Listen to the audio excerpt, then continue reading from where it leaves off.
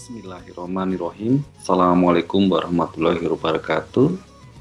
Selamat bertemu lagi, sobat semuanya. Salam sehat.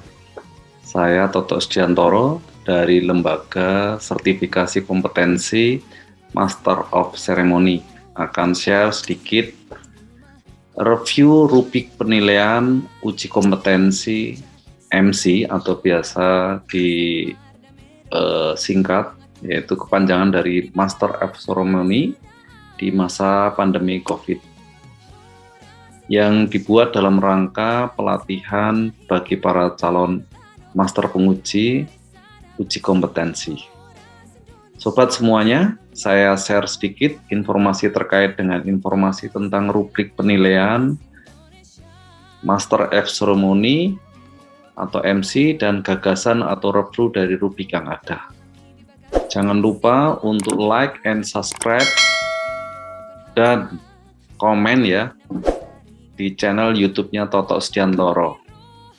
Jadi saya ulangi, channelnya adalah di Toto Sdiantoro.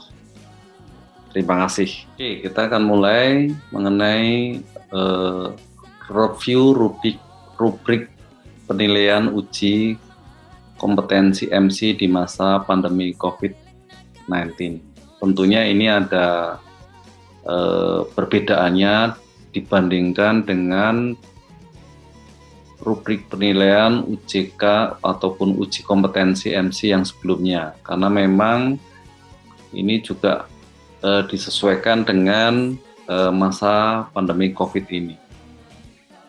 Yang paling tren dalam masa pandemi COVID ini adalah kita tidak bisa secara langsung bertatap muka ataupun istilahnya bergerombol ataupun berkerumun. Akhirnya banyak yang menggunakan lewat online. Jadi MC pun harus menyesuaikan diri untuk bisa melakukan tugas-tugas MC via online. Yang sekarang sering dilakukan adalah menggunakan aplikasi tertentu. Nah, dari review rubrik penilaian uji kompetensi, di mana ada penilaian capaian pembelajaran di LSK-MC, yaitu adalah penilaian capaian pembelajaran kursus dan pelatihan berbasis KKNI, meliputi penilaian teori dan praktik. Penilaian teori dibuatkan dalam bentuk soal pilihan ganda, benar, salah, dan isian singkat. Dan yang ketiga adalah penilaian praktek dibuatkan dalam bentuk soal praktek yang mengacu kepada rubrik penilaian sesuai kompetensi yang dipersyaratkan. Nah, ini saya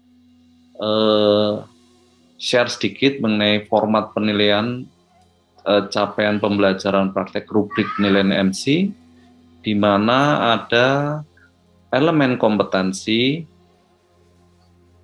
kemudian ada indikator kelulusan, ada komponen penilaian, dan ada skor dan bobot penilaian.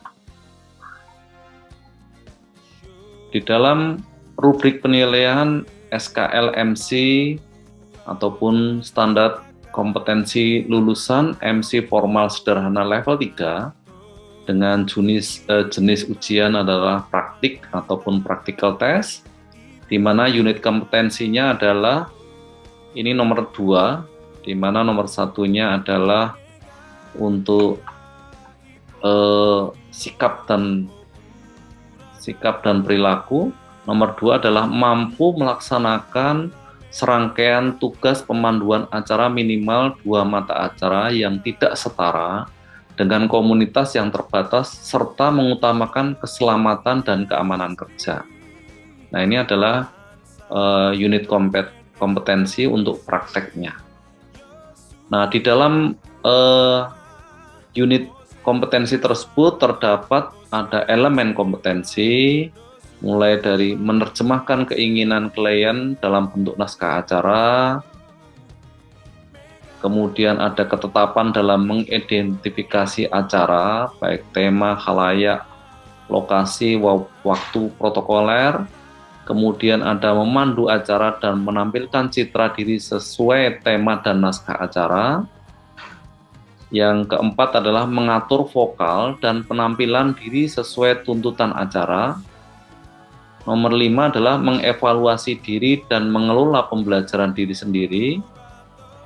Nomor 6 adalah mampu melakukan pengembangan diri serta menyusun rencana pengembangan jaringan kerja. Kemudian mengambil keputusan dan tindakan dalam situasi terbatas dan darurat, berkoordinasi dengan rekan satu tim. Kemudian mengendalikan suasana dalam keadaan situasi darurat baik teknis maupun non-teknis. Yang terakhir adalah menggunakan sarana dan aplikasi sederhana teknologi informasi, komputer jinjing, serta sistem tata suara atau pelantang suara atau mic. Nah, ini yang saya akan review adalah yang terakhir ya, yang nomor 9. Di mana review masa pandemi COVID ini kita sebutnya kayak seperti new normal MC. Lulusan kursus pelatihan MC level 3 ini memiliki jabatan baru karena adanya permintaan pasar, yaitu dengan sebutan host atau moderator untuk meeting daring. Ini salah satu contoh ataupun gambaran yang dilakukan, yang saya lakukan sendiri untuk melakukan moderator di Zoom meeting, di vokasi, acara vokasi Kemendikbud. Nah, skill tambahan apa yang dilakukan untuk MC? Tentunya adalah ini karena MC harus melek IT tentunya ya. Jadi penguasaan aplikasi baik itu Zoom, Google Meet, Cisco Webex atau aplikasi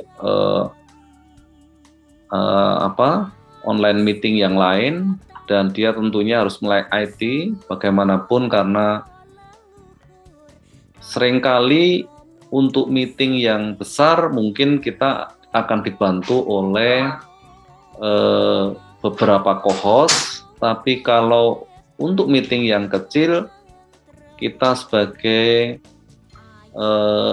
MC kadangkala berfungsi sebagai host, berfungsi sebagai co-host, berfungsi sebagai moderator. Ini yang seringkali menjadi mix yang kita harus siap untuk menjalankannya. Pertama adalah melek IT, kemudian kita juga harus tahu tentang internet connection-nya, kemudian gimana cara meng-admit peserta, kemudian gimana menggunakan chat di aplikasi tersebut, dan ada fasilitas mute dan unmute peserta, dan kemudian juga ada gimana kita bisa tahu peserta itu melakukan mengirimkan pertanyaan, bisa menggunakan raise hand di sesi tanya jawab. Ada lagi adalah kita harus tahu juga cara menggunakan virtual background. Terus kita juga harus tahu juga cara merekam ataupun live di YouTube dan hal-hal teknis yang lain. Jadi itu yang di dalam gagasan ataupun review dari SKL rubrik MC yang sebelumnya, saya hanya menambahkan bahwa pentingnya MC dalam menguasai aplikasi yang berbasis pada online meeting ataupun lewat daring. Mungkin itu aja dari saya. Gagasan ini yang saya coba share ke sobat-sobat semuanya. Semoga profesi MC bisa menjadi profesi yang unggul di new normal ataupun di new MC ini. Terima kasih, kita tutup acara ini. Sampai ketemu lagi di sesi kompetensi lainnya. Sekali lagi saya ingatkan untuk memakai masker, menjaga jarak, mencuci tangan dengan sabun dan air mengalir, menjauhi kerumunan, serta membatasi mobilisasi dan interaksi untuk memutus mata rantai penyebaran virus COVID-19 di Indonesia. Wassalamualaikum warahmatullahi wabarakatuh. Sampai jumpa, salam kompeten.